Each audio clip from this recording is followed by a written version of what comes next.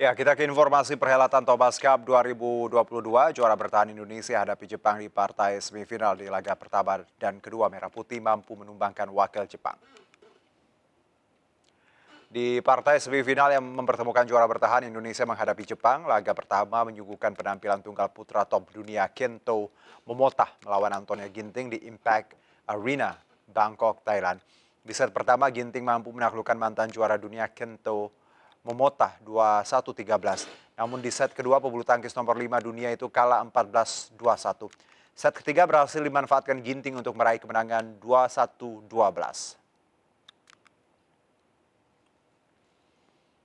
Di kedua ganda putra unggulan tanah air Kevin Sanjaya Muhammad Ahsan lewat perlawanan sengit mampu mengalahkan Takuro Hoki Yuga Kobayashi melalui rubber set 22-20, 8-21 dan 24-22.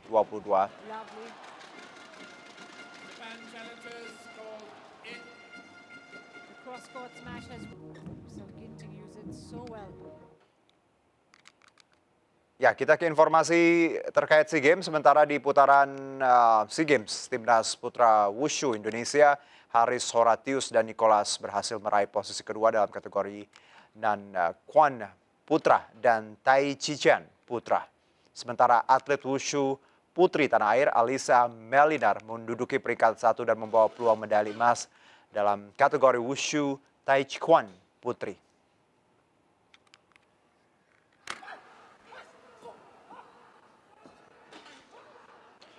Timnas Wushu Putra dan Putri Indonesia berhasil melenggang ke babak final Wushu kategori Nan Kwan Putra dan Tai Chichen Putra dan Kyongshu Putri Sabtu pagi di Kaozai Gymnasium.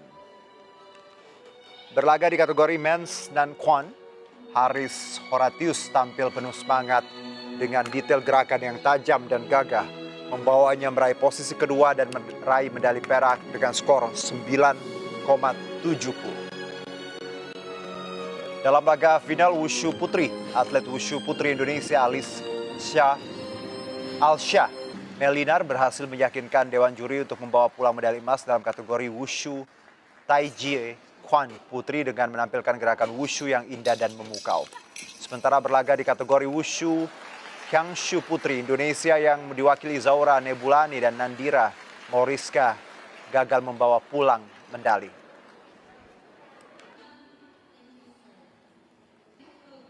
Ini mainnya lebih lepas ya dari pertandingan yang hari pertama. Jadi hari ini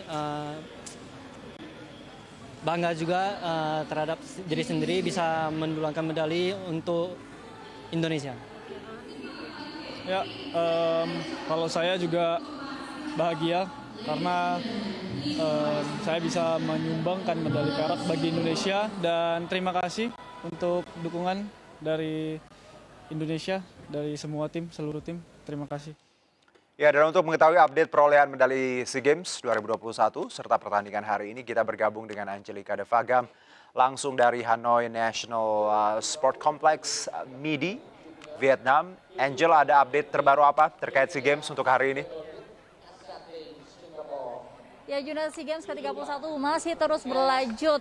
Pada hari ini saja sejumlah cabang olahraga turut dilagakan seperti ada triathlon, akuatik, gimnastik, kemudian ada wushu, futsal, dan juga atletik dan sejumlah cabur lainnya. Seperti pada sore hari ini saya berada di Beijing Stadion, yang mana pada sore hari ini cabang olahraga atletik ini memasuki babak final untuk sejumlah nomor kategori.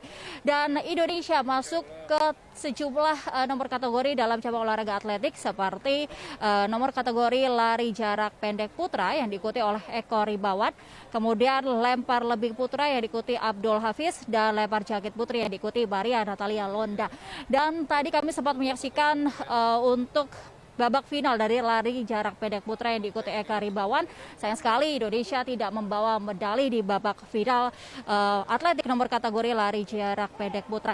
Dan untuk informasi pada hari ini, Juno dan juga pemirsa, Indonesia sudah memasuki peringkat kedua dari gelaran SEA Games ke-31. Hasil ini memang masih sementara. Untuk itu, mari kita terus berikan dukungan karena sampai sejauh ini Indonesia baru mengumpulkan 27 medali, diantaranya 12 medali emas, 12 medali perak, dan 3 medali perunggu. Untuk hari ini saja 5 medali emas, 4 medali perak, dan 1 medali perunggu disumbangkan oleh sejumlah atlet-atlet kebanggaan kita. Seperti pada hari ini, cabang olahraga rowing atau dayung ini menyumbangkan 4 medali emas, 1 medali perak. Kemudian dari cabang olahraga wushu menyumbangkan 1 medali emas, 2 medali perak, dan dari cabang olahraga triathlon menyumbangkan 1 medali perak dan 1 medali perunggu. Dan untuk medali atau cabang olahraga dayung yang menyumbangkan 4 medali emas ini berasal dari nomor kategori men's pair yang diikuti oleh Ferdiansyah dan Denry Molizar Al-Ghifari. Kemudian medali emas lainnya datang dari kategori men's lightweight single sculls oleh atlet dayung kita Iram. Kemudian dari nomor kategori men's lightweight pair rowing atau dayung oleh Jeffrey Ardianto Suwarno dan Rio Rizky Darmawan. Kemudian masih dari cabang olahraga dayung ini dari kategori men's quadruple sculls oleh Memo Edwini Ginanjar, Rifki Haris Taufik Rahman, dan Sulpianto. Kemudian wushu juga menyumbangkan 1 medali emas oleh Alicia Melinar dari nomor kategori Tai Chi Chuan. Kemudian medali perak lainnya ini datang dari cabang olahraga triathlon kategori women's individual, yaitu dari Inge Prasetyo. Kemudian medali perak juga disumbangkan lagi-lagi dari cabang olahraga dayung nomor kategori women's lightweight double sculls oleh Melanie Putri dan Mutiara Rama. Sementara 2 medali perak datang dari cabang olahraga wushu oleh atlet wushu putra kita Haris Horatios dengan nomor kategori men's Nanchen. Kemudian dari Nicholas dari nomor kategori men's Tai Chi Chuan. Kemudian untuk 1 medali perunggu yang ditambahkan hari ini datang dari cabang olahraga triathlon dengan nomor kategori men's individual Ronald Bintang Setiawan. Juno. Oke, Angel, sedikit saja. Kalau kita bicara antusiasme masyarakat Vietnam sendiri yang Anda dapatkan di sana. Oke, baik. Nampaknya waktunya terbatas. Angel, terima kasih sekali atas laporan Anda. Selamat bertugas kembali. Timnas sepak bola Indonesia menang telak 4-0 saat menghadapi Filipina dalam laga kedua Grup A Ajang SEA Games 2021 Vietnam Jumat sore.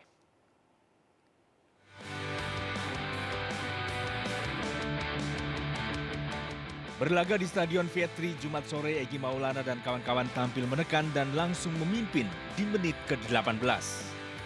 Gol pembuka tercipta hasil umpan Egy yang disambar Muhammad Ridwan di dalam kotak penalti Filipina. 1 menit jelang turun minum, pasukan Merah Putih memperbesar keunggulan 2-0. Umpan Syahrian Abimanyu berhasil ditanduk Rizky Ridho. Gol ketiga anak asuh Sintayong dihasilkan dari tembakan keras ke sudut sempit Egy Maulana Fikri di menit ke-74. Timnas Indonesia mendapatkan hadiah penalti.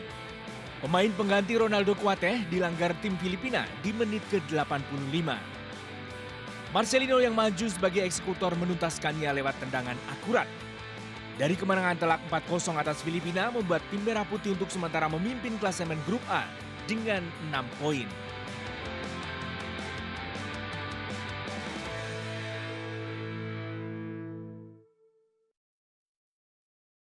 Ya, tim bola voli putra Indonesia sukses mengawali SEA Games 2021 Vietnam dengan apik lantaran memetik kemenangan sempurna 3-0 atas Myanmar di laga pembuka Grup A. Lebih banyak mengambil resiko, tampil lebih agresif, tentunya ini diharapkan oleh... Bermain di Quang Ninh Gymnasium, tim Merah Putih tampil dominan atas Myanmar. Timnas Indonesia masih terlalu tangguh dan tak kehilangan 1 set pun. Doni Haryono langsung menjawab. Menang di 2 set awal, pada set ketiga Myanmar kembali memberikan perlawanan sengit. Mereka mampu mengimbangi permainan Indonesia. Akan tetapi serangan pasukan Garuda lagi-lagi lebih efektif. Berkat smash-smash tajam mematikan, mereka berhasil menjauh dari kejaran poin Myanmar. Dominasi Indonesia tak mampu dibendung lagi oleh Myanmar. Meski sempat mendekat dengan selisih 5 poin saja, alhasil set ketiga berakhir dengan kemenangan tim Merah Putih dengan skor 25-19. Menjadi milik dari Indonesia. Sayang sekali. Di mana cukupnya. Selanjutnya, tim voli putra Indonesia bakal menghadapi tuan rumah Vietnam pada Minggu sore. Ya, Indonesia kembali menambah raihan medali emas dari cabang olahraga dayung. 2 keping emas sekaligus disumbang dari nomor men's lightweight cordless 4 dan men's lightweight quadruple sculls.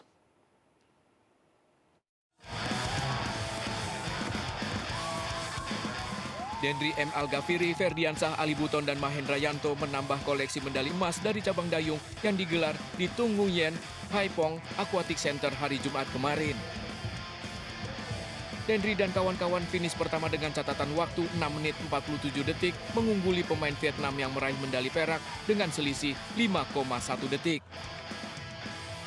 Emas kedua dipersembahkan Ali Mardiansah, Ihram, Ardi Isadi, dan Kakan usai mengalahkan Vietnam, Filipina, Thailand, dan Kamboja di babak final.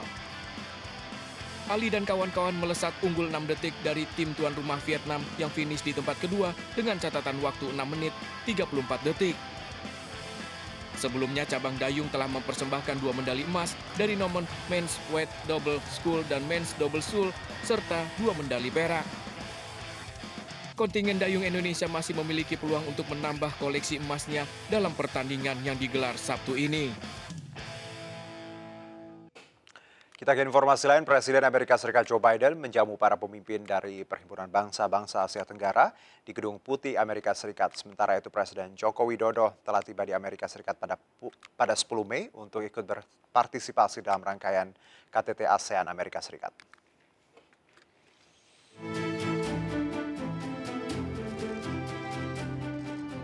Presiden Amerika Serikat Joe Biden menjamu para pemimpin dari Perhimpunan Bangsa-Bangsa Asia Tenggara atau ASEAN di Gedung Putih pada Kamis 12 Mei.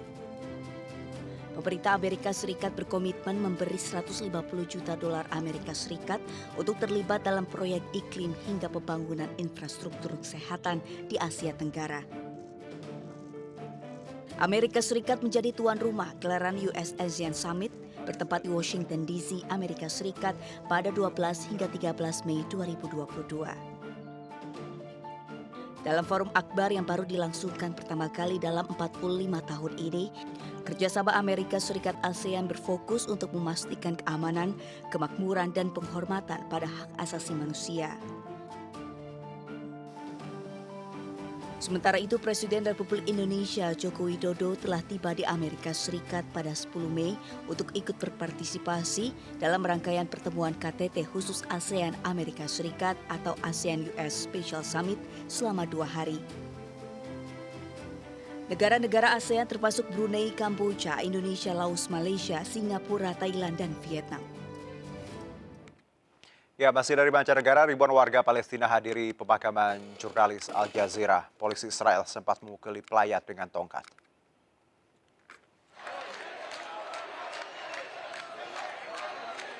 Ribuan warga Palestina pada hari Jumat menghadiri pemakaman di Yerusalem untuk seorang jurnalis Al Jazeera yang menurut saksi mata ditembak mati oleh pasukan Israel awal pekan ini saat meliput serangan militer di tepi barat. Militer Israel mengatakan penyelidikan awal menunjukkan bahwa baku tembak berat sedang berlangsung sekitar 200 meter dari tempat Shirin Abu Akleh tewas, tetapi tidak dapat menentukan apakah dia ditembak oleh pasukan Israel atau militan Palestina.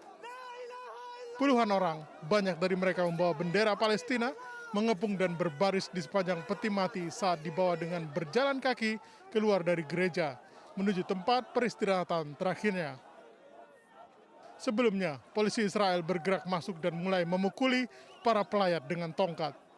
Ketika mereka mencoba membawa peti mati dengan berjalan kaki keluar dari sebuah rumah sakit di dekat kota tua, menyebabkan pengusung jenazah menjatuhkan peti mati itu ke tanah.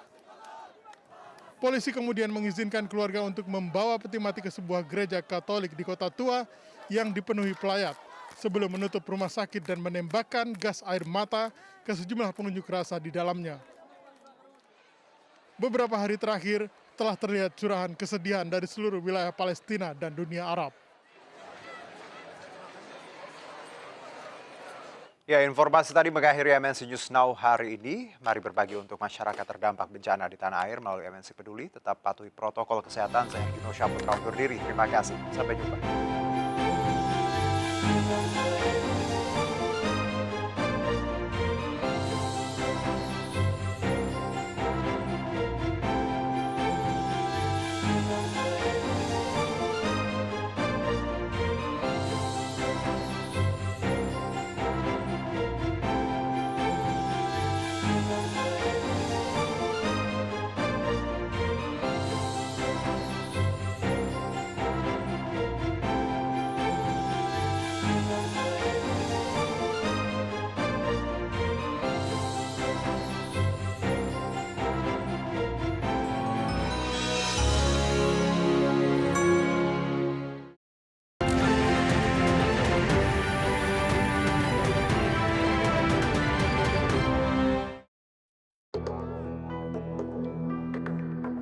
Elon Musk menangguhkan sementara proses pembelian Twitter. Lewat Twitternya, orang terkaya di dunia ini mengatakan pembelian senilai 44 miliar dolar Amerika Serikat atau sekitar 635 triliun rupiah untuk membeli Twitter sementara ditangguhkan. Menurut Musk, proses pembelian tidak akan dilanjutkan sampai ia bisa mendapatkan rincian lebih lanjut mengenai detail perkiraan jumlah spam dan akun palsu yang beredar di media sosial berlogo burung biru tersebut. Saham Twitter pun anjlok 18% setelah pengumuman Elon Musk tersebut. Sementara sebelumnya bulan lalu CEO Tesla ini mengumumkan membeli Twitter seharga 44 miliar dolar Amerika Serikat atau sekitar 635 triliun rupiah.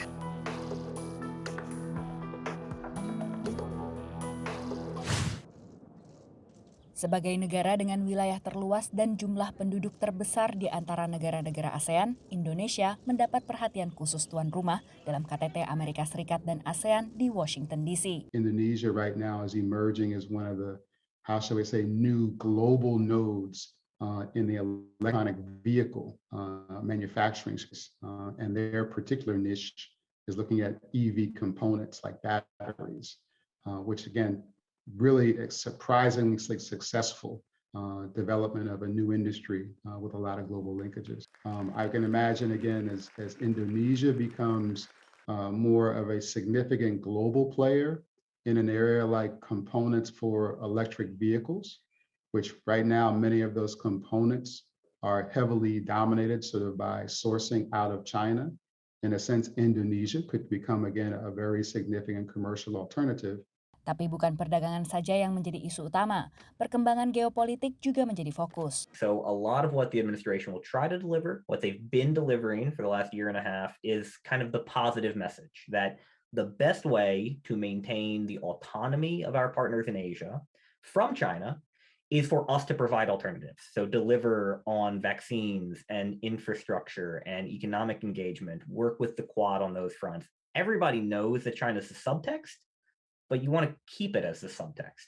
Kali ini KTT juga dibayangi konflik antara Rusia dengan Ukraina yang memecah opini negara-negara anggota ASEAN. Setelah mengumumkan anggaran 102 juta dolar dalam KTT sebelumnya pada Oktober lalu, Presiden Joe Biden kali ini mengumumkan anggaran 150 juta dolar untuk memperdalam hubungan AS dengan ASEAN, antara lain dengan mempertimbangkan juga keselarasan antara strategi Indo-Pasifik AS yang baru dicanangkan dengan pandangan Indo-Pasifik ASEAN yang diformulasikan sebelumnya. Menurut analis, posisi Indonesia tahun ini cukup unik, sehingga menjadi pertimbangan pemerintahan Biden. Indonesia pegang dua jabatan yang strategis. Pertama, kita saat ini menjadi chair G20, G20. Tapi di tahun depan kita menjadi chair ASEAN. Apapun yang disepakati dalam KTT ASEAN Amerika tahun ini berarti harus dilaksanakannya oleh Indonesia. Kegiatan para pemimpin ASEAN Kamis waktu AS diawali pertemuan dengan pimpinan Kongres AS di Gedung Capitol sebelum berakhir di Gedung Putih malam harinya. Presiden RI Joko Widodo dan para pemimpin lainnya juga sempat menghadiri pertemuan dengan kalangan pengusaha dalam acara santap siang yang digelar US ASEAN Business Council, Dewan Bisnis AS ASEAN.